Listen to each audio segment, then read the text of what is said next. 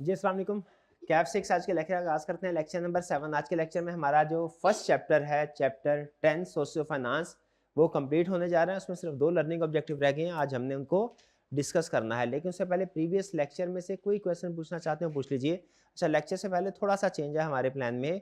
जो आज का मेंटी है वो क्लास के एंड पे होगा, स्टार्ट में नहीं। ठीक है, थोड़ा सा बाजू का चेंज हो जाती है। रूटीन हमारी स्टार्ट की ही रहेगी, आज किसी वजह से हम उसको क्लास के एंड पे करवा रहे हैं। ठीक, कोई क्वेश्चन हो तो पूछ लीजिए प्रीवियस लेक्चर में से। शाबाश जी।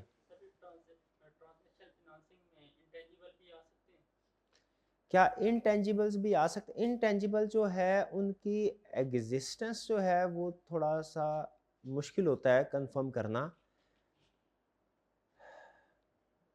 किताब हमारी इसके ऊपर साइलेंट है, मेरा ख्याल है कि नहीं आ सकते, लेकिन मैं श्योर नहीं हूँ। ठीक है, मेरा ख्याल है नहीं आ सकते जी। और कोई क्वेश्चन? इस्लामिक फाइनेंसिंग के ऊपर इंटरेस्ट नहीं होता, उसके ऊपर तो जाहिर है वो रिटर्न होगा। वो ट्रस्ट ज़्यादा है, ट्रस्ट ज़्यादा है। नहीं देखिए, ये ट्रस्ट की बात नहीं है, ये चॉइस की बात है कि आप इंटरेस्ट बेस्ड सिस्टम की तरफ जाना चाहते हैं कि इस्लामिक बेस्ड सिस्टम की तरफ जाना चाह रहे हैं। दोनों का जो सिस्टम है, जाहिर है उनका रेगुलेटर तो जो सेंट्रल बैंक होता है वही होता है। ठीक है, और उसने दोनों में अपने रिस्क को वो मैनेज कर रहा होता है, यानी जो भी डिपॉजिट होल्डर्स हैं उनका इंटरेस्ट प्रोटेक्टेड रहे। सेंट्रल बैंक के लिए वो दोनों system regulatory point of view से एक जैसे हैं, वो सिक्योरिटी एक जैसी है। यानी ऐसा नहीं है, हम ये नहीं कह सकते कि ट्रेडिशनल बैंकिंग में रिस्क ऑफ डिफ़ॉल्ट कम है या ज़्यादा है, इस्लामिक बैंकिंग में रिस्क ऑफ डिफ़ॉल्ट कम है या ज़्यादा, ऐसा नहीं है। ठीक है, और कोई क्वेश्चन? कोई क्वेश्चन नहीं? आपको लेक्चर क्लियर हो गया? कल पढ़ा गया था हमने इस्लामिक फाइनेंसिंग, उसमें अहम मोड्स कौन से थे इस्लामिक फाइनेंसिंग के? 4 हमने पढ़े थे। एक मुराबा, एक इजारा, एक मुशारका और एक मुदारबा। शाबाश, कोई प्रॉब्लम इनमें? कोई प्रॉब्लम? चलिए, आज हम स्टडी करने जा रहे हैं अदर सोर्सेज ऑफ फाइनेंस। यानी ये जो सोर्सेज ऑफ फाइनेंस मैंने आपके साथ शेयर किए ना, ये बड़े बड़े सोर्सेज ऑफ फाइनेंस है, कॉमन सोर्सेज ऑफ फाइनेंस है, यूं कह लीजिए कॉमन है। एक है less common sources of finance, वो जो हम आज स्टडी करने जा रहे हैं। कॉमन सोर्स ऑफ फाइनेंस क्या है?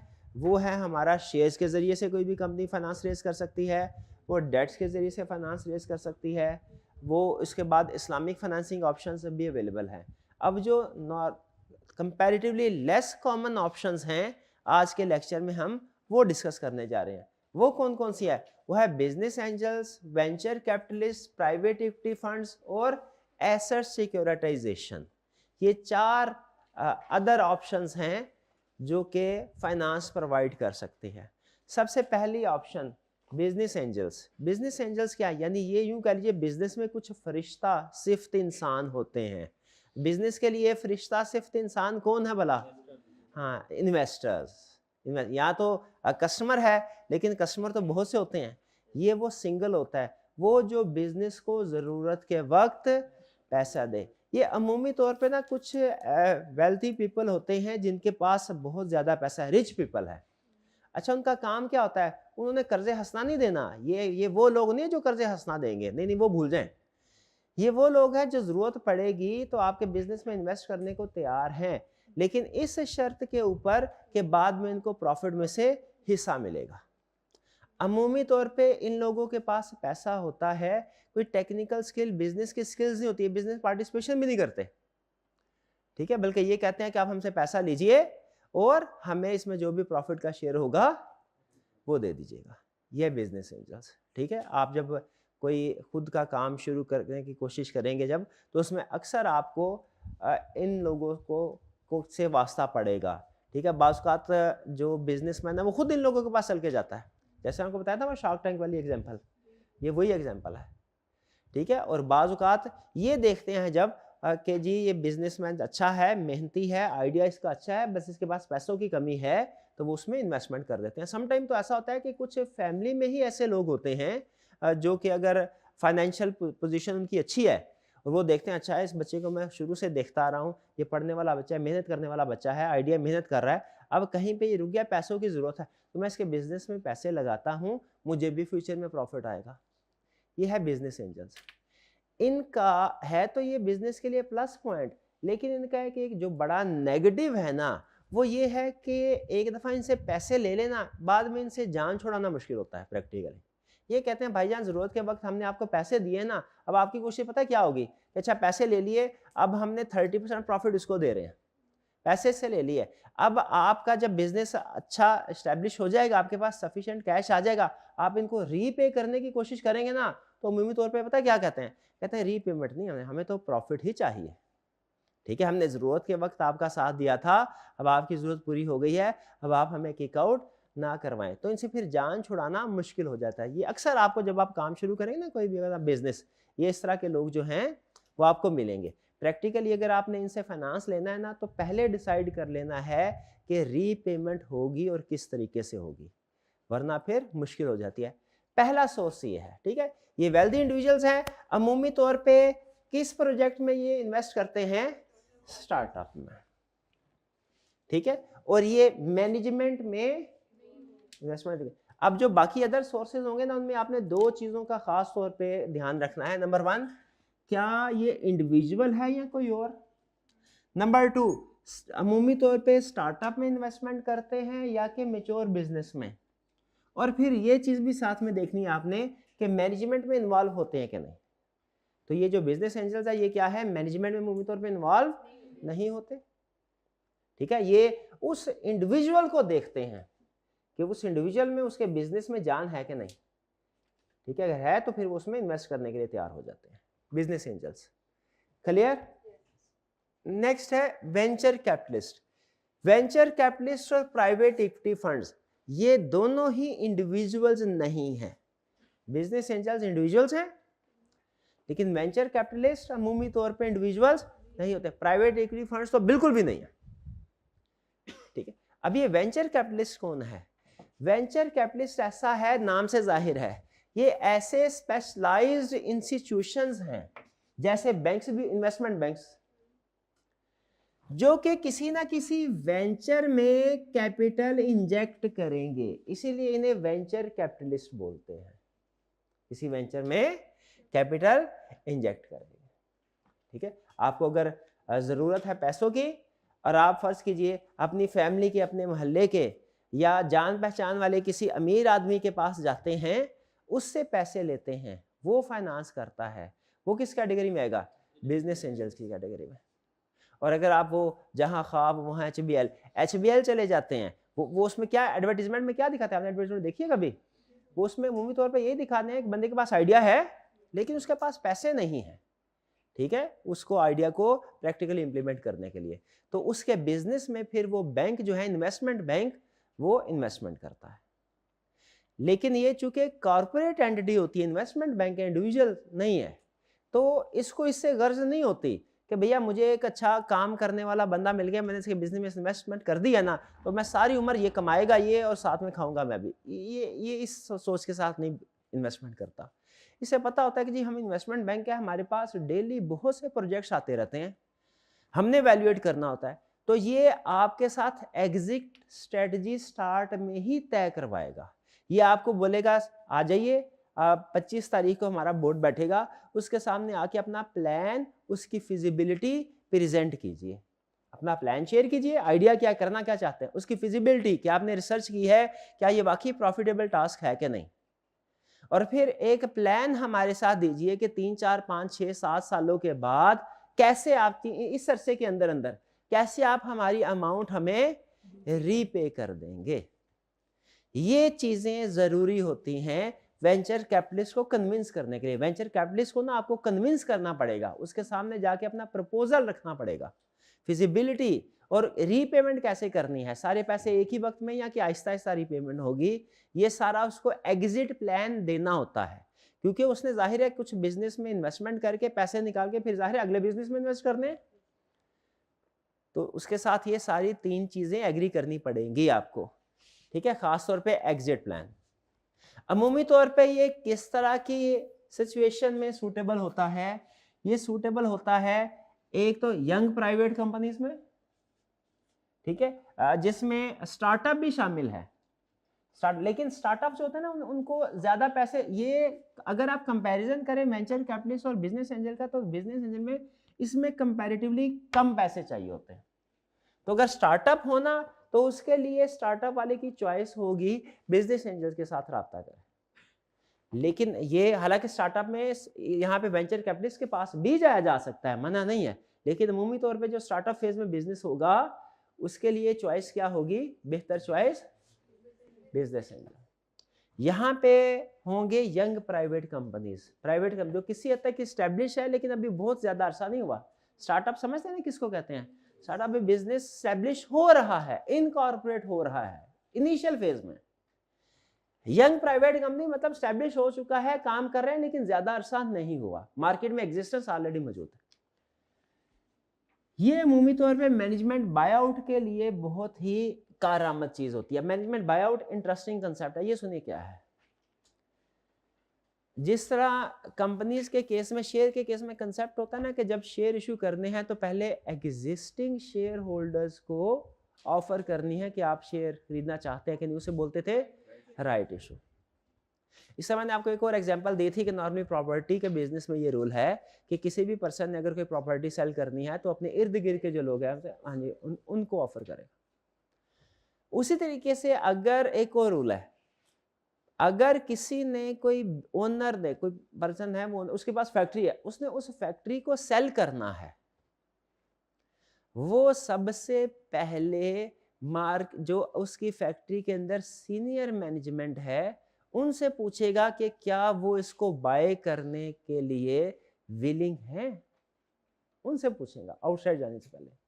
जैसे फर्स्ट कीजिए, छोटी सी एग्जांपल फर्स्ट कीजिए, इस कॉलेज में टीचर पढ़ा रहे हैं और एक इस कॉलेज का ओनर है। अब वो ओनर इस कॉलेज को बेचना चाहता है, क्या पहले उसे सीनियर टीचर से नहीं पूछ लेना चाहिए कि आप इसको खरीदने के लिए विलिंग हैं? क्योंकि हक तो उनका है, वैसे भी उनका है। और अगर वो वही टीम, मैनेजमेंट टीम इसको बाय कर लेती है तो ओनर तो पैसे लेके चला जाएगा, उसकी जो जरूरत है वो पूरी हो जाएगी, लेकिन उस बिजनेस को ज्यादा फर्क नहीं पड़ेगा, उसकी स्ट्रेटजी को, उसके विजन को, उसके ऑपरेशंस में कोई सिग्निफिकेंट डिफरेंस नहीं आएगा, क्योंकि सेम मैनेजमेंट टीम जो है वही ओनरशिप स्ट्रक्चर पे चली जाएगी, पॉलिसीज उनकी वही होगी, विजन प्रोबेबली वही होगा। लेकिन अगर कोई इंटायरली न्यू इन्वेस्टर आता है, नया बंदा आता है, तो वो आके बिजनेस को सारा चेंज कर सकता है, उसका विजन डिफरेंट होगा, स्ट्रेटजी डिफरेंट होगी। इसीलिए बिजनेस को सेल करने से पहले मैनेजमेंट से पूछा जाता है कि क्या आप इस बिजनेस को बाय करना चाहते हैं कि नहीं। अब मैनेजमेंट के लिए प्रॉब्लम क्या भला, वो करना तो चाहते हैं, कौन नहीं करना चाहे, और पैसे नहीं होंगे। तो फिर इस सिचुएशन में क्या किया जाएगा? हाँ जी, वेंचर कैपिटलिस्ट के पास जाया जाएगा। इस सिचुएशन में बिजनेस एंजल के पास नहीं जाया जाए, वो कहेगा भैया मैनेजमेंट ने बाय करना है, मैं मैनेजमेंट को क्यों पैसे दूं कि वो बाय कर ले, मैं खुद ही बाय कर लेता हूं। तो इसमें वेंचर कैपिटलिस्ट क्या है? ये कोई इन्वेस्टमेंट बैंक है, समझ लीजिए, इन्वेस्टमेंट बैंक है, कंपनी है कोई जो कि फाइनेंस प्रोवाइड करेगी। अब वो क्या करेगा इन्वेस्टमेंट बैंक? वो मैनेजमेंट को लोन देगा, मैनेजमेंट बेसिकली उसके सामने प्रेजेंट करेगी, सर ये कंपनी है, फिलहाल हमारे पास कुछ भी नहीं है, आप पैसे देंगे, हम ये कंपनी बाय करेंगे, पास में इस कंपनी का प्रॉफिट इतना है, फर्ज कीजिए हर साल में 10 मिलियन इसका प्रॉफिट है, फ्यूचर में भी एक्सपेक्टेड है कि कम से कम इतना तो होगा ही, हम इसमें से 10 मिलियन में से 6 मिलियन आपको हर साल रीपे करते रहेंगे, 5 साल के बाद आपका लोन सेटल। ठीक है, वो इस तरह का प्लान जब उसके साथ शेयर करेंगे तो फिर वेंचर कैपिटलिस्ट प्रोबेबली उसकी समझ में आगे बात, विलिंग होगा, लोन दे देगा। इसको बोलते हैं मैनेजमेंट बायआउट। जब एग्जिस्टिंग मैनेजमेंट, एग्जिस्टिंग ओनर से ही कोई बिजनेस बाय कर ले, इसे क्या बोलते हैं? Management buyout. ये ओवरऑल कंपनी के लिए बेहतर होता है कि एग्जिस्टिंग मैनेजमेंट बाय कर ले, स्ट्रक्चरल चेंजेस बहुत ज्यादा नहीं होती, ऑपरेशनल चेंजेस बहुत ज्यादा नहीं होती। वेंचर कैपिटलिस्ट समझ आया आपको? तो जरा मुझे बताइए वेंचर कैपिटलिस्ट में और बिजनेस एंजल में फर्क क्या है? बिजनेस एंजल इंडिविजुअल्स है, वेंचर कैपिटलिस्ट कोई इंस्टीट्यूशन है। बिजनेस एंजल्स इन्वेस्टमेंट कहाँ करता है? स्टार्टअप में। और वेंचर कैपिटलिस्ट हालांकि स्टार्टअप में भी कर सकते हैं, लेकिन यंग कंपनीज जो होती हैं, प्राइवेट कंपनी, छोटी कंपनी, क्योंकि अगर बड़ी कंपनी होगी ना, वो किधर जाएगी भला? वो वेंचर कैपिटलिस्ट के पास तो नहीं जाएगी, वो किधर जाएगी बड़ी कंपनी? वो स्टॉक एक्सचेंज में जाएगी, कैपिटल मार्केट में। वो हो सकता है बैंक लोन की तरफ चली जाए, ज्यादा उनकी प्रेफरेंस होती है स्टॉक एक्सचेंज। ये छोटी कंपनीज के लिए। फर्क समझ आ गया दोनों में? Venture capitalist okay, business angels okay. चले अगला सोर्स हमारा नेक्स्ट, प्राइवेट इक्विटी फंड्स। अच्छा, वेंचर कैपिटलिस्ट में भी आप नोट कीजिए एक चीज, वेंचर कैपिटलिस्ट में और बिजनेस एंजल्स में कॉमन चीज क्या है? कॉमन क्या है? फर्क तो बता दिया आपने सर, वो इंडिविजुअल है, वो इंस्टीट्यूशन है, ये स्टार्टअप में इन्वेस्ट करता है, ये इसका फोकस स्टार्टअप से ज्यादा यंग कंपनी। सिमिलैरिटी क्या? शाबाश शाबाश, क्या बोला फिर से बोले? नो इन्वॉल्वमेंट, ये भी मैनेजमेंट में इन्वॉल्व नहीं होगा और ये भी मैनेजमेंट में। अच्छा, इसने प्लान सारा ले लिया कि करेंगे क्या सर, मुझे समझाएं आप कैसे पैसा कमाएंगे, प्लान लेकिन उसके बाद उस प्लान की एग्जीक्यूशन सारी की सारी कौन कर रही है? वो मैनेजमेंट ही कर रही है। ये आके नहीं कह रहा या कि भैया मेरे को बोर्ड ऑफ डायरेक्टर में बिठाओ, जो भी फैसला करना हो मेरे से पूछो, ये काम ऐसे करना, ऐसे नहीं करना, ऐसे करना, ऐसे नहीं करना। ये इंटरफेयर नहीं कर रहा। इससे पूछा जरूर कि भैया मेरे पैसे मुझे वापस कैसे करोगे, मुझे समझाओ कैसे बिजनेस समझाओ, लेकिन बिजनेस में इंटरफेयर नहीं कर रहा। अब आ जाता है प्राइवेट इक्विटी फंड्स। अच्छा, प्राइवेट इक्विटी, इसमें मैं आपको एक फाइनेंस का असूल बताता हूं, ठीक है? फाइनेंस स्टॉक इन्वेस्टमेंट मार्केट में प्रोबेबली जहां तक मैं जानता हूं सबसे ज्यादा जिस बंदे ने पैसा कमाया वो वॉरेन बफेट, उसने पैसा कमाया, ठीक है? स्टॉक एक्सचेंज में मेहनत से इन्वेस्टमेंट करके, ठीक है? स्टॉक एक्सचेंज में शेयर्स में इन्वेस्टमेंट, तो उसकी कुछ स्ट्रेटजीज हैं जो मेरा ख्याल है काम की स्ट्रेटजीज है, वो तो नहीं बताता, कोई किसी को बतानी भी नहीं चाहिए, लेकिन कुछ अच्छी स्ट्रेटजीज वो बताते हैं। कहीं पे बैठे हो तो कभी बुक्स वगैरह जो पब्लिश होती हैं उनमें उनका जिक्र होता है, उसमें वो एक स्ट्रेटजी बताता है, कहता है मार्केट के अंदर एक कंपनी है जिसकी शेयर प्राइस बढ़ रही है, एक दूसरी कंपनी है जिसकी शेयर प्राइस कम हो रही है, आपने किस कंपनी में इन्वेस्टमेंट करनी है? ये पहला फंडामेंटल। कितने स्टूडेंट्स जिसकी शेयर प्राइस बढ़ रही है उसमें इन्वेस्टमेंट करेंगे अभी तक? शाबाश शाबाश, कौन स्टूडेंट? शाबाश, बिल्कुल। कौन जिसकी शेयर प्राइस कम हो रही है उसमें इन्वेस्टमेंट करेंगे? Share price. उसने क्या सजेस्ट किया है?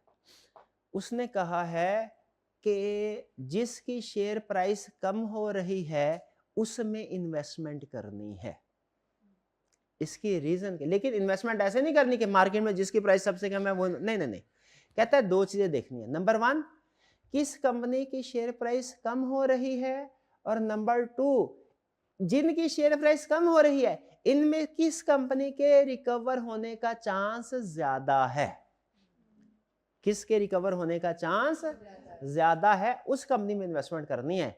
असल में आप जो रिटर्न कमाते हैं ना वो इस चीज पे डिपेंड करता है किसी भी शेयर से कि आपने इनिशियली उसे किस प्राइस पे खरीदा है।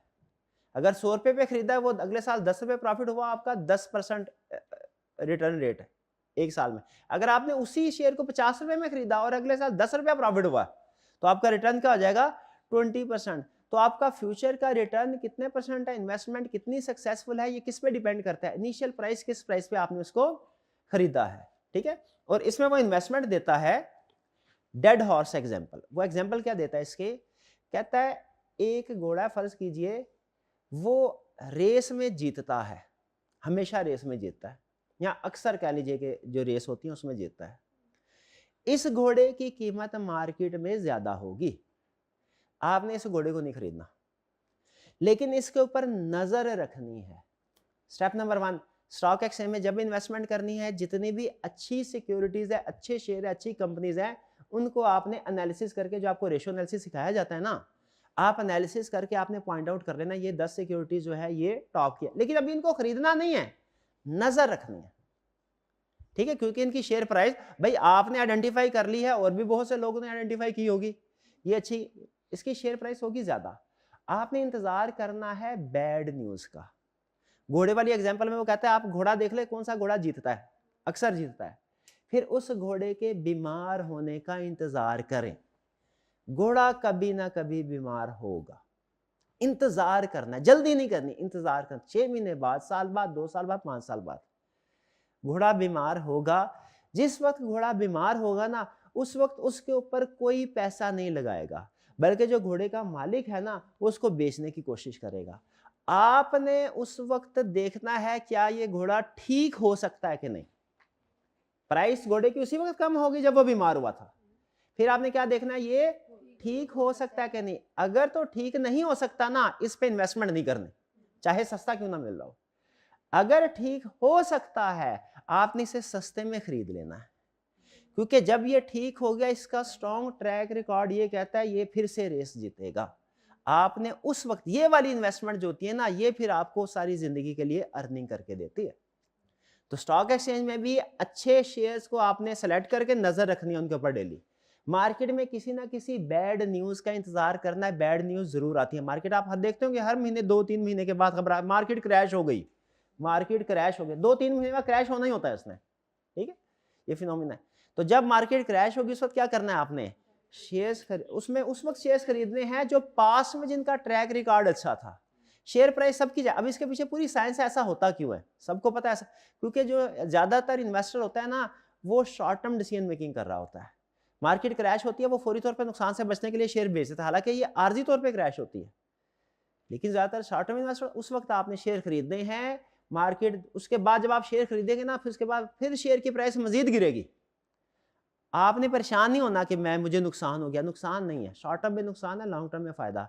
महीने 2 महीने में मार्केट रिकवर होगी और ये शेयर फिर आपको अच्छी खासी अर्निंग करके देगा। आइडिया समझ गए उसका क्या है। इसी तरीके से कुछ कंपनीज होती हैं, ये तो स्टॉक एक्सचेंज में एग्जांपल दिए ना। अब प्रैक्टिकली कंपनी जो फिजिकल कंपनीज काम कर रही होती है, उनमें क्या होता है, कुछ कंपनीज ऐसी होती हैं, जैसे फर्ज कीजिए पाकिस्तान रेलवे है, पाकिस्तान स्टील मिल है, पीआईए, ये आपको पता है उसका इतना ट्रैक रिकॉर्ड है, बहुत सी कंट्रीज की एयरलाइंस इन्होंने खुद खड़ी की है, सिखाई है पीआईए ने, ये मिडल ईस्ट वगैरह में। लेकिन अब यहाँ पे कुछ मैनेजेरियल इश्यूज की वजह से, ओवर स्टाफिंग की वजह से, इनएफिशिएंसी की वजह से हालात ऐसे हैं कि लॉस में आ गए। कुछ और भी रीजन हमारा, उनके ऊपर हम डिस्कशन नहीं करते, लॉस में आ गई है। अब मुझे बताइए, लॉस में है, इसको अगर हुकूमत पाकिस्तान को पैसे जो इसको बेचना चाहती है, ये हाई प्राइस पे बिकेगी पीआईए या लो प्राइस पे, क्योंकि लॉस में है। अब ये इन्वेस्टर्स के लिए अच्छी अपॉर्चुनिटी होगी, जो बड़ा इन्वेस्टर होगा, कि इस तरह की कंपनीज जिनमें ग्रोथ का पोटेंशियल है, जिनमें ग्रोथ का पोटेंशियल बिजनेस है इसमें, लेकिन ऑपरेशनल इनएफिशिएंसीज की वजह से लॉस में चल रही है, स्टेप नंबर 1 इनको बाय करें, स्टेप नंबर 2 क्या करें, ऑपरेशनल इनएफिशिएंसीज को रिमूव किया जाए। ओवर स्टाफिंग का मसला है तो सरप्लस स्टाफ जो है उसको अलग कर दे, उसको रिटायर कर दे। अगर ट्रेनिंग का मसला है, ट्रेनिंग दी जाए, ठीक है। अगर कोई और परमिट वगैरह का मसला, कोई रोड परमिट वगैरह नहीं मिल रहे, तो वो इंटरनेशनल कोई लिंक्स या नेशनल लेवल लिंक इस्तेमाल करके वो लाइसेंस वगैरह ले ले। ये सारी इनएफिशिएंसीज को रिमूव करके इसको दोबारा अपने पैरों पे खड़ा कर ले। फिर जब दोबारा अपने बैक ट्रैक पे आ गया, जो पुराना ट्रैक था वापस उसके ऊपर आ गया, फिर क्या होगा, अब प्रॉफिट। लेकिन अब ये कंपनी, ये जो इन्वेस्टर है ना, ये इस कंपनी को चलाने में इंटरेस्टेड नहीं होता कि मैं इसको लॉन्ग टर्म में चलाऊं। ये किस चीज में इंटरेस्टेड होता है, भाई मैं दोबारा इसको ठीक कर दूं, ट्रैक पे ले आऊं प्रॉफिट, और फिर इसके बाद इसको बेच दूं। क्योंकि बहरहाल ये फाइनेंस प्रोवाइडर होते हैं, इन्होंने लॉन्ग टर्म कंपनी को चलाना नहीं, कंपनी के ओनर बनना, लॉन्ग टर्म ओनर बनना मकसद नहीं होता जो भी फाइनेंस। तो ये इस तरीके से फिर ये फायदा उठाते हैं। ये कौन है, ये private equity funds. Private equity funds क्या कहते हैं, पहली चीज आप समझिए, ये इंडिविजुअल नहीं है, ये कंपनी है, और बल्कि कंपनी भी ऐसी है, इनके पास अपनी पूरी एक्सपर्ट की टीम होती है। ये हर फील्ड के एक्सपर्ट्स को रखा होता है, टेक्सटाइल सेक्टर का एक्सपर्ट इनके पास है, केमिकल सेक्टर का एक्सपर्ट्स टीम जो है वो इनके पास है, ताकि कोई भी ऐसा बिजनेस जो किसी भी सेक्टर से बिलोंग करता हो, अगर करंटली उसकी पोजीशन पुअर है, ये उसको कम कीमत पे खरीदें, और फिर उसको ऑपरेशन इनएफिशिएंसीज को रिमूव करने के लिए इन्हें मैनेजमेंट में पार्टिसिपेशन करना पड़ेगी। इनके पास उस फील्ड के एक्सपर्ट लोगों के होना जरूरी है। तो ये मैनेजमेंट में पार्टिसिपेट करते हैं, कंट्रोल हासिल करते हैं, अपनी मर्जी से डिसीजन मेकिंग करेंगे, सिस्टम चेंज करेंगे, इंप्रूव करने के बाद फिर हाई प्राइस पे इसको बेच देंगे। समझ आ रही है इनका तरीकाकार क्या है। पहला फर्क, क्या ये इंडिविजुअल्स हैं प्राइवेट इक्विटी फंड्स, नहीं, इंडिविजुअल कंपनीज हैं। दूसरा, क्या ये मैनेजमेंट में पार्टिसिपेट करते हैं कि नहीं करते हैं, ये दोनों नहीं करते थे। Private equity fund investment participation करेंगे मैनेजमेंट, उसके लिए इन्हें छोटी मोटी इन्वेस्टमेंट नहीं, इतने शेयर खरीदने हैं कि सारा कंट्रोल इनके पास आ जाए। तो ये एक बड़ा शेयर खरीदते हैं, किस वजह से, ताकि कंट्रोल आ जाए। ये 8-10% शेयर खरीदने से कंट्रोल इनके पास नहीं आएगा। ये 50-60% शेयर खरीदेंगे फिर कंट्रोल आएगा, फिर ये कंपनी में अपनी मर्जी की चेंजेस कर सकेंगे। ठीक है, और जब ये इंप्रूव हो जाती है, जैसे कॉस्ट कटिंग स्ट्रेटजी के जरिए से, ग्रोथ स्ट्रेटजीज के जरिए से, जब फाइनेंशियल पोजीशन इसकी इंप्रूव हो जाएगी, फिर क्या करेंगे? उन्हीं शेयर्स को जिनको पहले खरीदा था बेच देंगे। प्राइवेट इक्विटी फंड समझ आ गया आपको? क्या क्या करते हैं? पुअर परफॉर्मेंस वाली कंपनीज को बाय कर लेंगे, इंप्रूव करेंगे, सेल कर देंगे। क्लियर? ये कैसे डिफरेंट है प्रीवियस वाले सोर्सेज से, वेंचर कैपिटलिस्ट से? कैसे डिफरेंट है? बिजनेस एंजल से मैनेजमेंट में पार्टिसिपेशन करते हैं। डन जी? तीनों क्लियर? कोई प्रॉब्लम इनमें? हाँ, ये अनलिस्टेड लिखा हुआ है क्योंकि लिस्टेड कंपनी में जो होता है ना, वो अमूमी तौर पे उनके शेयर्स को एक्वायर करना थोड़ा सा मुश्किल होता है, वो शेयर स्प्रेड हुए होते हैं, तो नॉर्मली ये अनलिस्टेड। लेकिन याद रखें जो लिखा हुआ है ना, लाजमी नहीं कि 100% ऐसा ही हो, अमूमी तौर पे। जैसे वहां पे लिखा हुआ है अमूमी तौर पे वेंचर कैपिटलिस्ट स्टार्टअप में इन्वेस्टमेंट नहीं करते, लेकिन ये अमूमी तौर पे करना चाहें कर भी सकते हैं। उसी तरह अमूमी तौर पे ये अनलिस्टेड कंपनी में इन्वेस्टमेंट करते हैं, लिस्टेड में नहीं, लेकिन मना नहीं है, करना चाहें तो कर भी सकते हैं। क्लियर? चलिए, ये तीन। फोर्थ जो हमारा आज का सोर्स ऑफ फाइनेंस है, ये थोड़ा सा टेक्निकल है। सिक्योरिटाइजेशन। सिक्योरिटी, हम अमूमी तौर पे सिक्योरिटी एक तो टर्म बोली जाते हैं ना लोन के कंटेक्स्ट में, कि जमानत के तौर पे क्या चीजें लिखवा रहे हैं, मोस्ट सिक्योर। यहाँ पे सिक्योरिटीज या सिक्योरिटाइजेशन से मुराद वो नहीं है, जमानत नहीं है। सिक्योरिटी की टर्म का एक और मतलब भी होता है, वो लीगल या कमर्शियल कंटेक्स्ट में बोले जाते हैं। सिक्योरिटी का मतलब ये होता है जैसे शेयर या डिबेंचर, कोई इंस्ट्रूमेंट जो कि इशू करके लोगों से पैसे इकट्ठे किए जाएं। शेयर्स को भी हम कहते हैं ये एक सिक्योरिटी है, डिबेंचर को भी कहते हैं ये सिक्योरिटी। तो लफ्ज सिक्योरिटी या सिक्योरिटीज के दो मतलब हैं, एक लोन लें तो जमानत के तौर पे जो चीज लिखवाएंगे वो, और एक जब लोगों को आप पीस ऑफ पेपर इशू करके बदले में उनसे कुछ पैसे लेते हैं। यहाँ पे सिक्योरिटाइजेशन का मतलब क्या है कि लोगों से पैसे, क्योंकि जाहिर है हमारा टॉपिक कौन सा चल रहा है, कंटेक्स्ट देखें, तो हम लोगों को कुछ ना कुछ इशू करके पैसे इकट्ठे करें। लेकिन ये जो चीज इशू कर रहे हैं ना, ये शेयर या डिबेंचर नहीं है, क्योंकि अगर शेयर या डिबेंचर इशू करके पैसे इकट्ठे कर रहे होते ना, तो वो तो हमारे जो प्रीवियस लर्निंग ऑब्जेक्टिव है उनमें कवर होता, वो अदर सोर्सेज में थोड़ा ही आता। ये कंसेप्ट क्या है? ये कंसेप्ट बड़ा कमाल का है।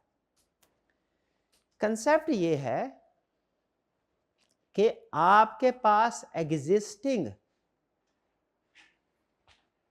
कुछ एसेट्स हैं, आप उनको उनके बदले में पैसे इकट्ठे करना चाहते हैं, उन एसेट्स को मार्केटेबल सिक्योरिटीज में कन्वर्ट करना चाहते हैं, यानी उन एसेट्स को के जरिए से उन एसेट्स को इस्तेमाल करते हुए पैसे इकट्ठा करना चाहते हैं। जैसे नॉर्मली हम बैंक को सिक्योरिटी के तौर पे रखवा के पैसे इकट्ठा करते हैं ना, ये उस तरीके से इसको हमने, लेकिन बैंक के साथ डीलिंग नहीं करनी। होता क्या, पहले इसको जरा समझिए स्टार्ट से। कंपनी है, उसके पास एसेट्स होते हैं, एसेट्स को अगर उसे बिजनेस में लोन की जरूरत पड़े, वो बैंक के पास जाएंगे, एसेट्स को गिरवी रखवाएंगे, लोन लेंगे, सिंपल, ऐसा ही ऐसा होता है। लेकिन ऐसा एक सर्टेन एक्सटेंट तक होगा। जब आप ज्यादा लोन लेना शुरू कर देते हैं तो एक वक्त आता है, आप हालांकि बैंक को सिक्योरिटी देने के लिए तैयार है लोन लेने के लिए, लेकिन बैंक कहता है सर जी आपने ऑलरेडी बहुत ज्यादा लोन ले लिया हुआ है, अब आपके बिजनेस में इतना पोटेंशियल हमें नजर नहीं आ रहा कि वो इतना हैवी लोन और उसका इंटरेस्ट पे कर ले। तो चाहे आपके पास कुछ एसेट्स पड़े जरूर हुए हैं जो सिक्योरिटी के तौर पे हमें देके आप लोन की रिक्वेस्ट कर रहे हैं, लेकिन हम आपके बिजनेस को लोन नहीं देंगे। बैंक्स जो है एक सर्टेन लेवल तक लोन देते हैं, उसके बाद लोन नहीं देते। ठीक है, तो आप अपने उन एसेट्स को उस बैंक को देके लोन नहीं ले सकते। ठीक, फिर आप क्या करेंगे, फिर आप किसी दूसरे बैंक के पास प्रोबेबली जाएंगे, उनसे कहेंगे। वैसे तो जो सिस्टम है पाकिस्तान का, दूसरे बैंक्स को भी पता होता है कि आपकी कंपनी ने किस किस बैंक से लोन लिया हुआ है, रिकॉर्ड होता है सारा। लेकिन फर्ज कीजिए अगर दूसरा बैंक लोन देने को तैयार हो भी जाए ना, तो वो आपको हाई अमाउंट पे लोन देगा, हाई रेट ऑफ इंटरेस्ट पे लोन देगा, लो पे नहीं देगा। क्यों हाई पे क्यों देगा? हाँ, रिस्क ज्यादा है। आपने जितना ज्यादा आप 1 रुपए का लोन ले लेना, आपका डिफॉल्ट रिस्क शुरू हो जाता है। जितना ज्यादा लोन की अमाउंट बढ़ाते जाएंगे, डिफॉल्ट रिस्क उतना ही ज्यादा होता जाएगा। तो चूंकि आपका डिफॉल्ट रिस्क ज्यादा है, तो बैंक बी भी क्या होगा, वो रिलक्टेंट होगा। वो कहेगा सर आपको लोन देने में मुझे खतरा है कि कहीं आप डिफॉल्ट ना कर जाए, आपके ऊपर तो ऑलरेडी बहुत से जिम्मेदारियां बर्डन है। तो वो अपना रेट ऑफ इंटरेस्ट हाई रखेगा, सख्त कंडीशंस रखेगा। ये जो एसेट सिक्योरिटाइजेशन है ना, अब यहाँ पे काम आता है। अब आप बिजनेस के लिए ये भी बेनिफिशियल नहीं है कि वो हाई रेट ऑफ इंटरेस्ट पे लोन ले, रेट ऑफ इंटरेस्ट भी कम रहे। बिजनेस ने एक शक्ल निकाल ली ऐसी कि उस तरीके से काम करे, वो एसेट जो अभी फिलहाल आपको पैसा जनरेट करके देने के काबिल नहीं है, बैंक्स ने इनकार कर दिया है। क्यों? क्योंकि वो आपकी कंपनी से रिलेट, आपकी कंपनी ने ऑलरेडी बोरोइंग की हुई है, और इस वजह से वो जो एसेट है उसकी जो रेटिंग है वो भी डाउन है। रेटिंग जो हर कंपनी की क्रेडिट रेटिंग होती है, जिस कंपनी ने ज्यादा लोन लिया हो या ज्यादा डिफॉल्ट करे उसकी क्रेडिट रेटिंग डाउन हो। तो चूंकि कंपनी की क्रेडिट रेटिंग डाउन है, तो इसलिए जो एसेट कंपनी ओन कर रही है उसकी भी रेटिंग डाउन है, वो एक प्रेफरेबल सिक्योरिटी नहीं समझी जा रही, और लोग ज्यादा रेट ऑफ इंटरेस्ट मांग रहे हैं। ठीक है, अब करना क्या है हमने, हमारा टारगेट क्या है यहाँ पे, ये है मसले की सारी बैकग्राउंड। एसेट सिक्योरिटाइजेशन यहाँ तक मैंने अभी एक लफ्ज में नहीं आपको समझाया, अभी सिर्फ वो कंटेक्स्ट समझाया है जिसकी वजह से एसेट सिक्योरिटाइजेशन का कंसेप्ट आया। अब यहाँ पे कंपनी ने सोचा करें क्या। आपके समझ में कोई हल आ रहा है? नहीं आ रहा? हल मैं अब आपको बताता हूँ। किया ये इन्होंने कि एक कंपनी है, जैसे फर्ज कीजिए हम ये सारी जिस कंपनी की बात कर रहे हैं वो है कंपनी ए लिमिटेड, या कंपनी ए सिर्फ बोल देते हैं, ये सारा हुआ उसका है। अब इसने क्या किया, इसके डायरेक्टर्स ने या इसके शेयर होल्डर्स ने एक और कंपनी रजिस्टर करवा ली, बी। ये नई कंपनी है, इस कंपनी का पास रिकॉर्ड पुअर है, इसकी क्रेडिट रेटिंग पुअर है, इसका पास रिकॉर्ड है ही नहीं। मुझे बताइए पुअर बेहतर है कि रिकॉर्ड है ही नहीं ये बेहतर है? रिकॉर्ड है ही नहीं ये बेहतर है। अब ये फ्रेश कंपनी है, इसने क्या किया, इसने अपना जो मशीनरी थी, जो एसेट था ना, जो कि दूसरे कह रहे थे कि भाईजान ये चूंकि आपकी रेटिंग पुअर है, हम इसको एक्सेप्ट ही नहीं करेंगे, एक्सेप्ट करेंगे तो रेट ऑफ इंटरेस्ट हाई रखेंगे, हम आपसे 15% loan charge, rate of interest charge. वो एसेट इसने कंपनी बी को बेच दिया। ठीक है, जैसे फर्ज कीजिए कि इन्होंने 100 रुपीज का बेच दिया, 100 वो एसेट।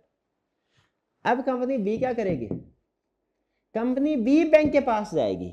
यहां पे अब बैंक है, बैंक के पास कंपनी ए डायरेक्ट नहीं गई, अब कंपनी बी बैंक के पास जाएगी, कहेगी मैं बी कंपनी अभी रजिस्टर्ड हुई हूं। बैंक कहेगा अच्छा आपका रिकॉर्ड तो नीट एंड क्लीन है भी नीट एंड क्लीन, क्योंकि है ही नहीं। तो बताइए क्या बैंक इसकी निस्बत, जिसका पास रिकॉर्ड पुअर है, ये नई कंपनी जिसका पास रिकॉर्ड 0 है, इसको लोन देने के लिए क्या वो मान जाएगा कि नहीं? मान जाएगा, और इसको शायद कम रेट ऑफ इंटरेस्ट पर 10% या 12% पे लोन दे। अब ये वही एसेट अब अच्छी गुड सिक्योरिटी का बन गया, क्योंकि अब वो बी कंपनी के अंडर आ गया जिसका मार्केट में रेपुटेशन न्यूट्रल है। अब एसेट बैंक के पास रखवाया जाएगा, बैंक बदले में जो इनको देगा, फर्ज कीजिए 100 मिलियन लोन, तो ये बी कंपनी फिर क्या करेगी, फिर इसको खुद नहीं रखेगी, क्या करेगी, ए को दे देगी। इस बी कंपनी का दुनिया में कोई और काम नहीं है, सिर्फ एक पर्पस के लिए क्रिएट की गई, क्या, ये जो एसेट है इसको सिक्योरिटाइज करवाया। सिक्योरिटाइज देखिए एसेट को क्या किया, सिक्योरिटाइज क्या किया, मार्केट में उसे ऐसी सिक्योरिटी में कन्वर्ट कर दिया जिसके बदले में पैसे वसूल होंगे। फाइनेंसिंग होगी कि नहीं होगी? इसको कुछ जगहों पे ऐसी कंपनी को नाम दिया जाता है स्पेशल पर्पस व्हीकल, एसपीवी या एसपीई, स्पेशल पर्पस व्हीकल या स्पेशल पर्पस एंटिटी, जो किसी खास पर्पस के लिए बनी हो। तरीका वारदात समझ आया कि नहीं? इसे कहते हैं एसेट सिक्योरिटाइजेशन। ठीक है जी, कुछ समझ आए? एसेट सिक्योरिटाइजेशन में क्या होता है? एसेट सिक्योरिटाइजेशन कहते हैं किसको है? Converting assets are future cash. Future cash flow सिर्फ उसे टर्म यूज किया, हमारे सिलेबस में उसने कोई इसकी एग्जांपल नहीं दिया। एग्जांपल है लेकिन मैं आपको कॉम्प्लेक्स नहीं करना चाहता, इसीलिए कन्वर्ट एसेट सिर्फ इसको ध्यान में रखें, फ्यूचर कैश फ्लो को साइड में कर दें थोड़ी देर के लिए। एसेट सिक्योरिटाइजेशन क्या है? जो आपके एसेट्स को मार्केटेबल सिक्योरिटीज में कन्वर्ट कर देगी। एसेट सिक्योरिटाइजेशन क्या है? एसेट्स को मार्केटेबल सिक्योरिटीज में कन्वर्ट करना। मार्केटेबल सिक्योरिटी से क्या मुराद है? किसी ऐसी चीज में कन्वर्ट करना जिसको मार्केट में जाके बदले में कैश ले सके।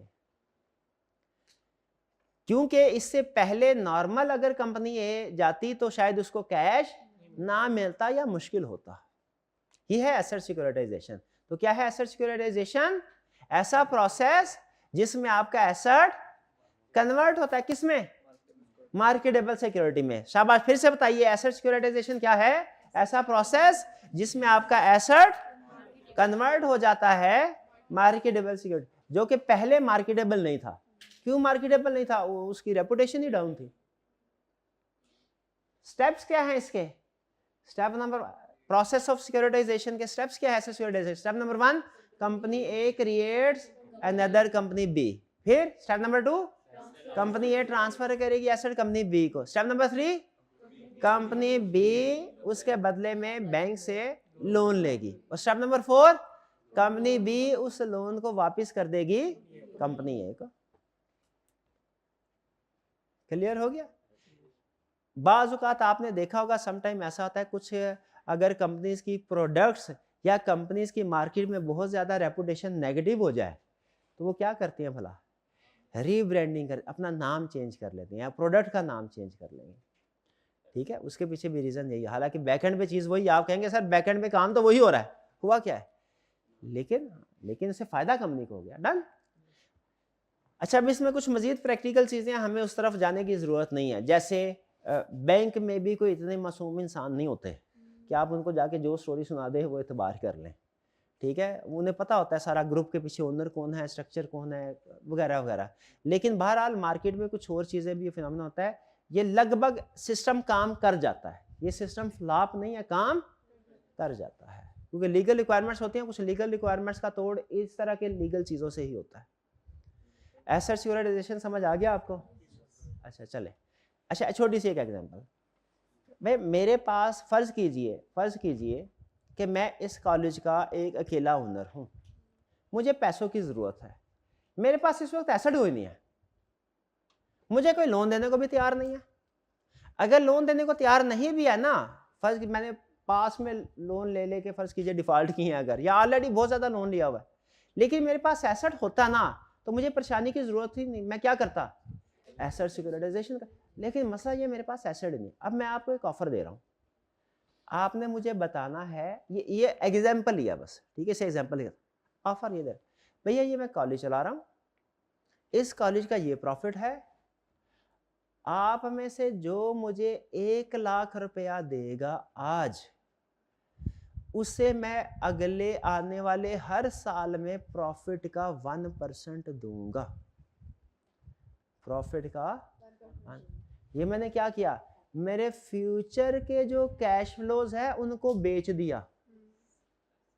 आपको मालिक नहीं बनाया, आपने ये नहीं समझना कि आप मालिक बन रहे हैं, नहीं नहीं नहीं, मालिक नहीं। ये प्रॉफिट शेयरिंग वाला कंसेप्ट, प्रॉफिट शेयरिंग हो तो रही है लेकिन आप इस कॉलेज के ओनर नहीं बन रहे। अरेंजमेंट ओनरशिप की नहीं है, अरेंजमेंट फाइनेंसिंग है।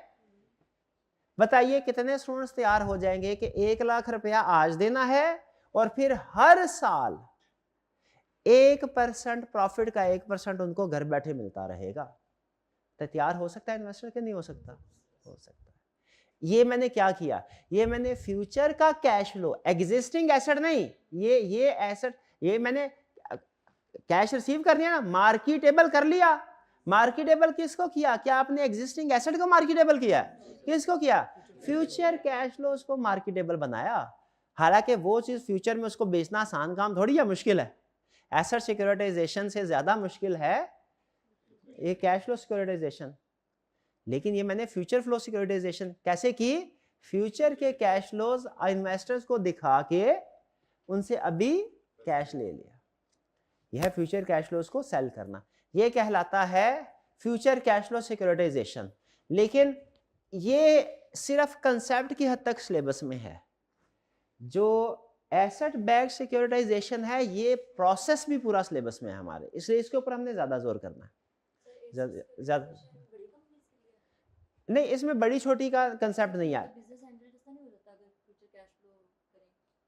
फ्यूचर नहीं, बिजनेस एंजल्स में वो एक तरह से बिजनेस का ओनर बन जाएगा।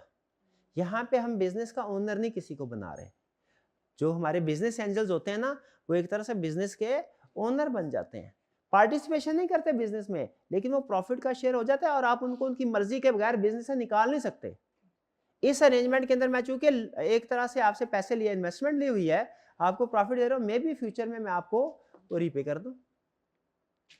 ठीक है, तो ये सिक्योरिटाइजेशन की कितनी टाइप्स हैं? 2। सिक्योरिटाइजेशन का मतलब क्या है? आप किसी चीज को मार्केटेबल सिक्योरिटी में कन्वर्ट करें। सिक्योरिटाइजेशन का मतलब क्या है? किसी चीज को मार्केटेबल सिक्योरिटीज में कन्वर्ट करें। कितनी चीजों को यानी कितनी टाइप्स है सिक्योरिटाइजेशन की? 2 टाइप्स हैं। कौन कौन सी? Assets backed securitization, future flow securitization. Asset backed securitization में किसको कन्वर्ट करते हैं मार्केटेबल सिक्योरिटी में? एसेट्स को, जो कि नॉर्मली मार्केटेबल नहीं होते। और फ्यूचर फ्लो में फ्यूचर के कैश फ्लोज को कन्वर्ट करते हैं। फ्यूचर फ्लो एसेट सिक्योरिटाइजेशन क्या स्टेप्स क्या है, प्रोसेस क्या है? 4 स्टेप्स है। कंपनी क्रिएट की, ट्रांसफर किया एसेट, उसने आगे बैंक को बेचा, वापस पैसे आए, कंपनी को रिटर्न। क्लियर? ये समझ आया? ये थोड़ा सा टेक्निकल था बाकियों की निस्बत। क्लियर हो गया जी? चलिए, आपके पास 5 मिनट का टाइम है, इस लर्निंग ऑब्जेक्टिव को रीड कर लीजिए। नेक्स्ट लर्निंग ऑब्जेक्टिव इजी है, ठीक है, फिर उसकी तरफ चलते हैं। पास कीजिए जी। कोई क्वेश्चन हो तो पूछ लीजिए। मिनिमल 1-2 क्वेश्चन पूछे हैं स्टूडेंट्स ने। एक क्वेश्चन पूछा इन्होंने कि अगर लोन कंपनी बी लेगी बैंक से और फिर कंपनी बी इन पैसों को ए को दे देगी, तो बैंक को रीपेमेंट कौन करेगा? देखिए, रीपेमेंट में भी यही साइकिल फॉलो होगा। यानी ए ने पैसे जो बी से वसूल किए हैं, फॉर एग्जांपल, वो ए कंपनी बी को ट्रांसफर करेगी और फिर बी कंपनी बैंक को रीपे कर देगी। ठीक है, वो जो कैश रिसीव होने के बाद जिस ट्रेल को फॉलो किया गया था, जब सेटलमेंट होगी तब भी यही ट्रेल फॉलो किया जाएगा। ठीक है, और क्या क्वेश्चन था आपका?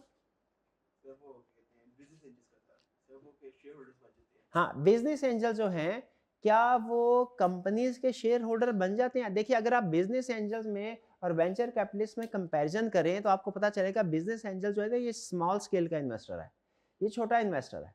ये अमूमी तौर पे जो स्टार्टअप्स होते हैं ना, स्टार्टअप्स में क्या खास तौर ये जो इंडिविजुअल्स है, पार्टनरशिप है, इनमें इन्वेस्टमेंट करते हैं। कंपनी जो है ना बड़े लेवल की गेम है। बिजनेस एंजल्स कंपनी, इनके पास इतना अमूमी तौर पे पैसा नहीं होता कि वो एक कंपनी को सपोर्ट कर सके। कंपनी को सपोर्ट करने के लिए फिर कौन सा वाली ऑप्शन होती है? Venture capitalist. ठीक है, और तीसरा आपने क्या पूछा? डाउन साइजिंग का मतलब होता है सरप्लस एम्प्लॉयज को फायर करना, जॉब से निकालना। क्लियर जी?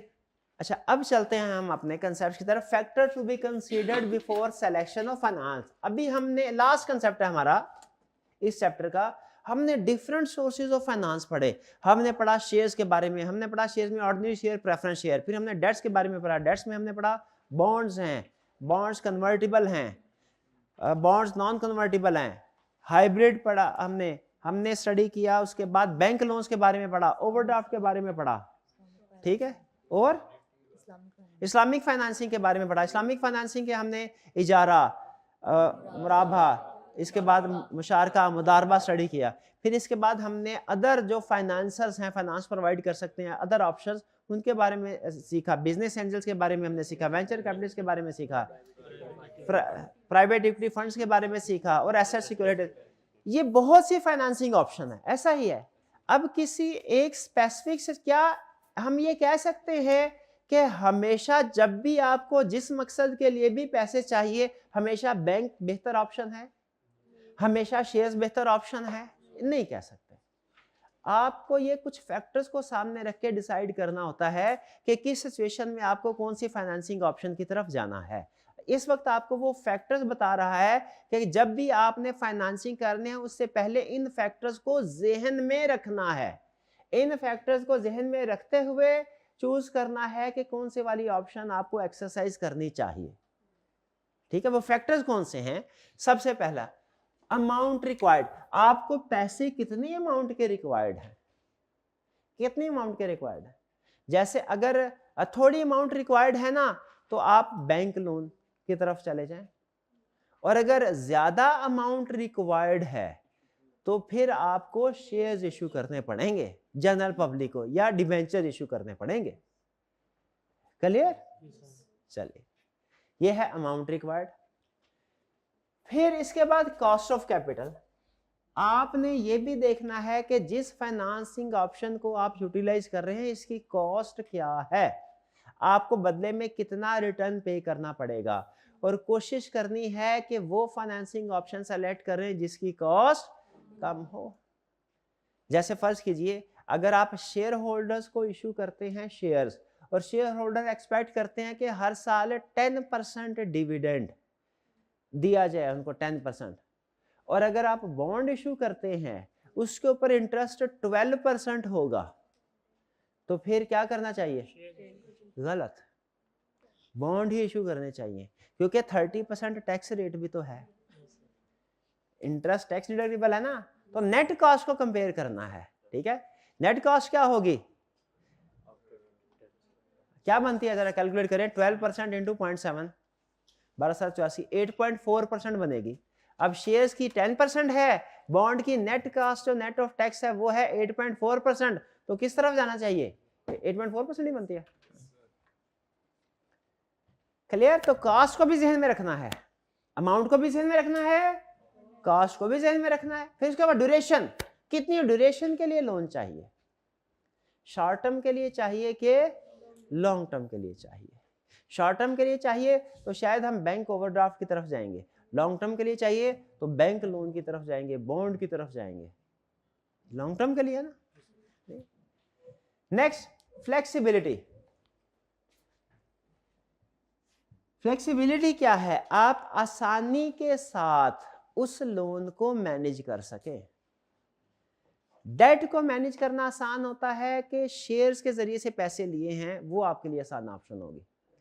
फाइनेंस ये कहती है कि डेट जो है ये आपके लिए मैनेज करना मुश्किल होगा, क्योंकि शेयर होल्डर में गुड थिंग पता है क्या है? प्रॉफिट हुआ है तो डिविडेंड देना है, प्रॉफिट नहीं हुआ तो डिविडेंड नहीं देना। लेकिन अगर आपने लोन ले लिया तो फिर चाहे प्रॉफिट हो चाहे लॉस हो, इंटरेस्ट की अरेंजमेंट तो आपको करनी पड़ेगी। तो लोन के केस में आप फ्लेक्सिबल नहीं है, आपको कंफर्म एक कमिटमेंट है वो हमेशा हर हाल में पूरी करनी पड़ेगी। शेयर के केस में फ्लेक्सिबल हैं, प्रॉफिट हुआ है पैसे अदा कीजिए, प्रॉफिट नहीं है पैसे अदा ना कीजिए। रीपेमेंट, आपने रीपेमेंट को इस तरीके से मैच करना है कि वो आपके जो प्रोजेक्ट के कैश फ्लोज हैं उनके साथ कंपैटिबल हो सके। जैसे अगर आपने एक 10 साल के लिए प्रोजेक्ट लगा रहे हैं, बैंक से लॉन्ग टर्म लोन लेंगे ना, अब आपने उसकी रीपेमेंट को भी इस तरीके से मैच करना है, रीपेमेंट शेड्यूल बैंक के साथ बैठ के इस तरीके से बनाना है कि इधर से प्रोजेक्ट स्टार्ट हो, हर साल पैसा आता जाए और उसमें से कुछ हिस्सा आपके पास रहे और कुछ हिस्सा लोन की रीपेमेंट की शक्ल में निकलता है। इस तरीके से आपके ऊपर बर्डन नहीं पड़ेगा। लेकिन अगर आपने ये एग्री कर लिया कि सारे का सारा लोन 10 साल के एंड में पे करना पड़ेगा, तो शुरू के जो 9 साल हैं वो तो आपके बड़े अच्छे गुजरेंगे, उसमें आपको लोन रीपे ही नहीं करना, आखिरी 10 साल आपको मुसीबत पड़ जाएगी, और एक ही साल में सारे पैसे इकट्ठे करना आपको भी पता है मुश्किल होता है। तो इसलिए हमने रीपेमेंट को किस तरीके से मैच करना है, आइडियल फाइनेंसिंग क्या है, रीपेमेंट को कैसे मैच करो अपने कैश फ्लोज के साथ, कैश फ्लोज के साथ। ठीक है भाई, बिजली का बिल कब आना चाहिए, 10 तारीख को, 20 तारीख को या 30 तारीख को? 10 तारीख को आना चाहिए। 10 को कितने स्टूडेंट्स का 10 तारीख को बिल आना चाहिए। अगर आप सैलरीड पर्सन है कर 10 को आना चाहिए। ये वही पे ड्यू डेट क्या होनी चाहिए पूछना ये चाह रहा हूँ। ड्यू डेट 10 के लगभग होनी चाहिए, 20 के लगभग होनी चाहिए या 30 के लगभग? 10 के लगभग क्यों होनी चाहिए भला? हाँ, सैलरी आएगी आपको 4-5 तारीख को तो सैलरी मिलनी है। आपके कैश फ्लोज आपकी ओब्लिगेशन के साथ लिंक हो जाते हैं। यही कंसेप्ट वो आपको बिजनेस पॉइंट ऑफ व्यू से समझा रहा है। लेकिन आता कब है अक्सर? वो हाँ 25, 24, 25 जब 18, 19, 20 को आता है। वह मुख्तलिफ इलाकों में मुख्तलिफ रूटीन है। हाँ जी, लेकिन जो हमारी तरफ की रूटीन है वो है 20, 21 को आता है, 24, 25 को लास्ट ड्यू डेट होती है। सैलरीड पर्सन के उस वक्त पैसे जो है वो खत्म हो चुके होते हैं, वो तो 4-5 दिन बाद ही खत्म हो जाते हैं। तो ये मिसमैच, ऐसी सूरत में डिफॉल्ट का रिस्क फिर ज्यादा होता है। तो ये कंसेप्ट समझ आ रहा है? रीपेमेंट को आपके कैश फ्लो के साथ मैच होना चाहिए। इंपैक्ट ऑन फाइनेंशियल, जो फाइनेंशियल स्टेटमेंट बैलेंस शीट उसके ऊपर क्या इंपैक्ट है आपने ये भी देखना है कि लोन उस हद तक आपने लेना है जिस हद तक डेट इक्विटी का एक ऑप्टिमम कॉम्बिनेशन रहे। डेट इक्विटी रेशो आपने पढ़ा हुआ ना? अमूमी तौर पे जो डेट इक्विटी रेशो, वैसे तो हार्ड एंड फास्ट रूल नहीं है, लेकिन नॉर्मली 30 to 70 समझा जाता है कि एक बेहतर डेट इक्विटी रेशो है। यानी 70% पैसा आपके बिजनेस में पड़ा हुआ है इक्विटी का और 30% पड़ा हुआ है उधार का। अगर डेट ज्यादा होता जाएगा ना तो बिजनेस का रिस्क भी ज्यादा होता जाएगा। फर्ज कीजिए अगर डेट है 40% और इक्विटी है 60%, तो यहां पे आप क्या रिकमेंड करते हैं? जब ज्यादा पैसे, मजीद पैसे चाहिए, कौन सी ऑप्शन सेलेक्ट करनी चाहिए? शेयर्स की। शाबाश। तो ये सारे फैक्टर्स को आपने जहन में रख के फिर फैसला करना है। अब ये पॉसिबल है एक फैक्टर के पॉइंट ऑफ व्यू से कोई और सोर्स अच्छा आ रहा हो, दूसरे फैक्टर के पॉइंट ऑफ व्यू कुछ और आ रहा हो, लेकिन आपने सबको कलेक्टिवली एनालाइज करके सामने रखते हुए फैसला कोई भी हो, उसको ये प्रॉब्लम ये नहीं है कि आपको लिए ये इसी सोर्स को फॉलो करना है, नहीं, वो ये नहीं सिखा रहा। वो क्या सिखा रहा है? जिस मर्जी सोर्स को फॉलो करे, लेकिन इन फैक्टर्स को सामने रख के कंसीडर करते हुए डिसीजन करना है। डन जी? तो आज के लेक्चर में हमने 2 चीजें सीखी। नंबर 1 कुछ अदर सोर्सेज ऑफ फाइनेंस सीखे, और फिर लास्ट में उसने हमें एक टिप बताई है, असूल बताया कि जब कभी आपने फाइनेंसिंग ऑप्शन एक्सरसाइज करनी है कोई भी, तो इन चीजों को सामने रखना है। क्लियर? कोई प्रॉब्लम?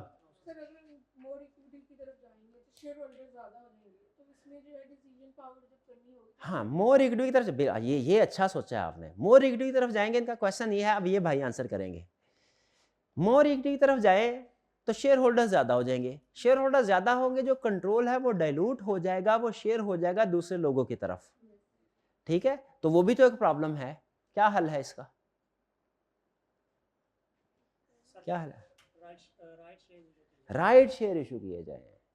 राइट शेयर जब आप इशू करेंगे तो एग्जिस्टिंग शेयर होल्डर्स बाय कर लेंगे और वो कंट्रोल डाइल्यूट नहीं होगा। अब थोड़ा थोड़ा केस स्टडी की तरफ आ रहे हैं आप। अच्छा, फर्ज करें एग्जिस्टिंग शेयर होल्डर कहते हैं सर हम खाली पड़े, हमारे जेब में कोई पैसा नहीं है, नहीं कर सकते, फिर क्या करें? शाबाश। दूसरी ऑप्शन है प्रेफरेंस शेयर की तरफ जा सकते हैं। प्रेफरेंस शेयर में आपको पता है वोटिंग पावर शेयर नहीं होती, उसका मकसद ही, लेकिन उसमें फिर पता है क्या करना पड़ता है? कंट्रोल आप अपने पास रखते हैं, लेकिन फिर उनको ऑर्डिनरी शेयर होल्डर से कुछ ज्यादा ऑफर करना पड़ता है, क्योंकि कुछ जाहिर आप उनसे कुछ ले रहे हैं, बिजनेस का असूल है फेयर डीलिंग, कुछ लें कुछ दें, इसी के मुताबिक चलेगा। तो आप जब उनसे डिसीजन मेकिंग पावर ले रहे हैं तो फिर आप उनको कुछ फाइनेंशियल इंसेंटिव ज्यादा देना पड़ता है, इसीलिए उन्हें प्रेफरेंस शेयर कहते हैं, क्योंकि कुछ ना कुछ चीजें प्रेफरेंस बेसिस पे मिलती है। क्या प्रेफरेंस बेसिस पे मिलता है? पढ़ा था हमने, डिविडेंड मिलता है, और जब वाइंड अप हो रही होगी तो क्लियर जी? कोई प्रॉब्लम? चलिए अब तैयार हो जाइए। आज लेक्चर तो आज का खत्म हो गया, लेकिन जो मेंटी स्टार्ट में करवाना था वो हम एंड पे करवा रहे हैं ना, तो जरा तैयार हो जाइए।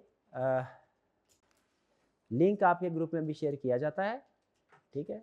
क्विज के लिए तैयार हो, पॉज कीजिएगा जी। लिंक शेयर कर दिया गया है, क्लिक कर लिया आपने, रेडी है? चलिए स्टार्ट करते हैं। सबसे पहले तो अपना CRN लिख लीजिएगा।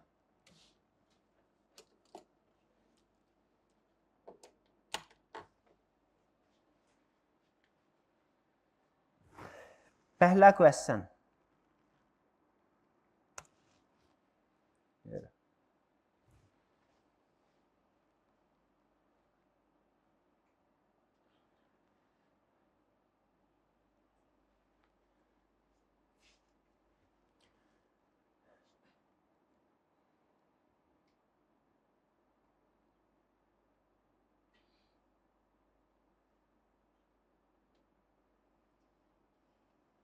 जी, what is a key condition in मुराबा कॉन्ट्रैक्ट? मुराबा कॉन्ट्रैक्ट कौन सा है? सेल वाला। की कंडीशन क्या है? कि product must be owned and possessed by seller. ठीक है, इनटेंजिबल नहीं है, इंटेंजिबल वाली ऑप्शन नहीं है। हाँ जी, next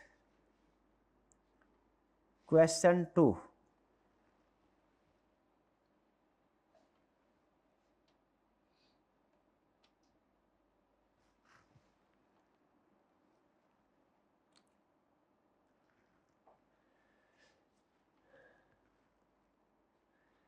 Riba means interest which is prohibited. शाबाश। Question 3।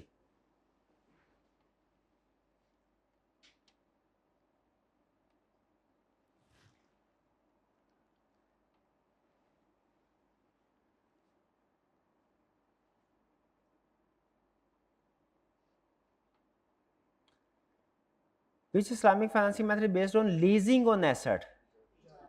Yeah, correct.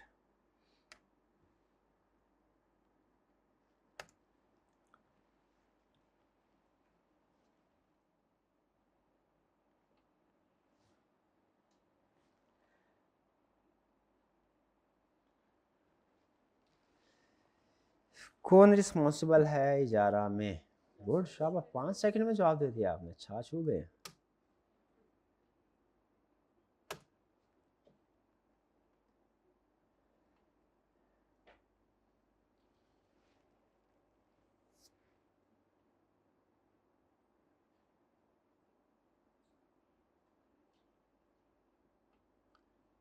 How are losses shared among partners? Capital contribution. Profit sharing ratio से नहीं, नहीं, कैपिटल कंट्रीब्यूशन।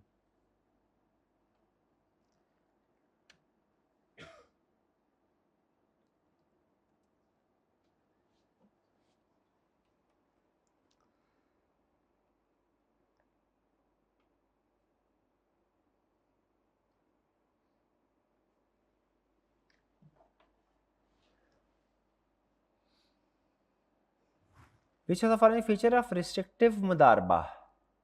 रिस्ट्रिक्टिव मुदारबा की दो टाइप्स है ना, रिस्ट्रिक्टेड और अनरिस्ट्रिक्टेड। रिस्ट्रिक्टिव मुदारबा में क्या होता है? Working partner must stick to specified investment. जो इन्वेस्टमेंट बोल दी है उसी हद तक रह, चाहे दूसरी इन्वेस्टमेंट कोई हलाल इन्वेस्टमेंट क्यों ना हो, लेकिन चूंकि उसको स्पेसिफाई किया गया है उससे उसी हद तक रहना है।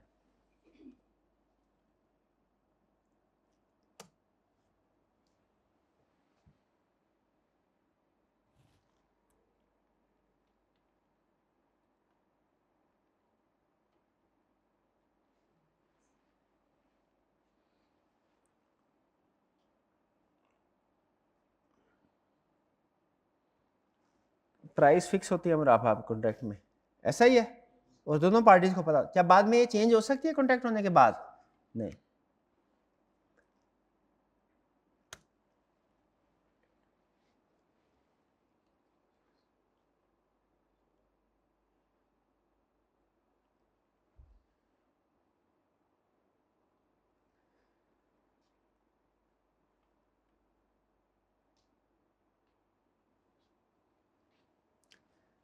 व्हाट डिस्टिंग्विशेस मुदारबा from मुशारका?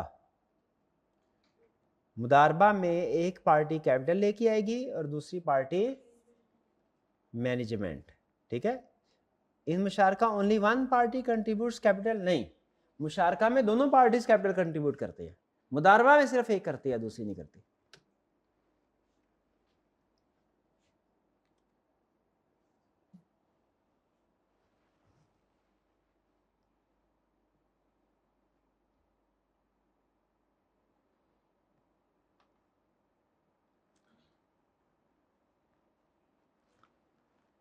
Which of the following best defines इजारा?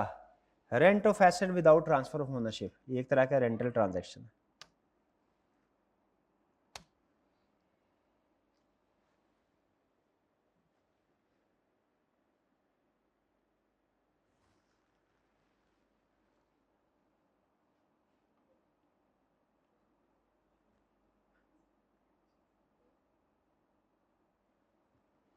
इजारा के एंड में क्या होता है? ट्रांसफर।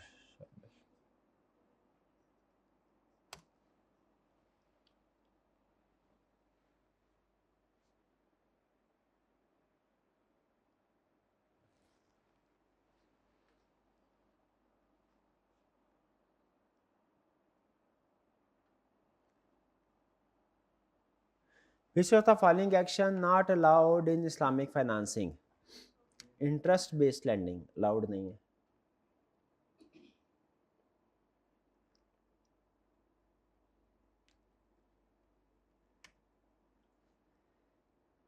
Next, true, false.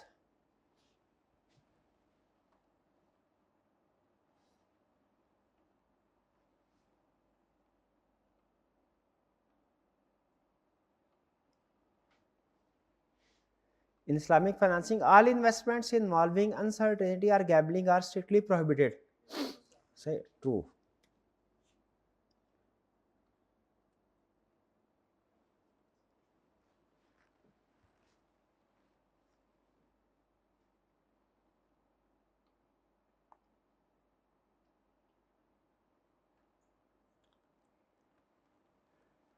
जी, शारका में प्रॉफिट शेयर होते हैं कैपिटल कंट्रीब्यूशन की बेस पे और लॉसेस शेयर होते हैं प्री एग्रीड. ट्रू है क्या ये?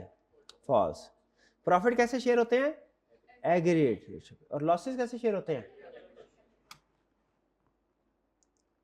Last question.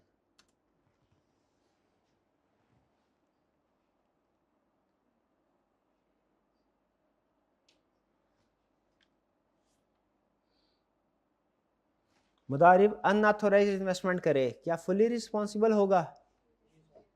बिल्कुल होगा. Yes, correct. चलिए, क्या लिखा हुआ है? मतलब वही मुदारिब. मुदारिब इंग्लिश वीक है हमारे बच्चे की, कोई बात नहीं, छोड़ दे उसको. कोई और कंसेप्ट तो नहीं है ना इसमें? कंसेप्चुअल ग्रामर इंग्लिश का प्रॉब्लम है ना. हाँ, दे की बजाय ही कर ले. वही ऊपर ए लिखा हुआ है, ए के साथ ही आना चाहिए था. दे प्लूरल होता है. वो भाई दे वो रब्बुल माल होता है. इसमें सिर्फ उसने मुदारिब की बात किया. अच्छा, मुदारिब जो क्लियर वर्ड है उसको इग्नोर कर रहे हैं आप. वो दे की तरफ लेके आए. भैया जो आपने लिख दिया वो गलत है, वो सही नहीं होगा. चलिए, टॉपर्स हमारी क्लास के आज के.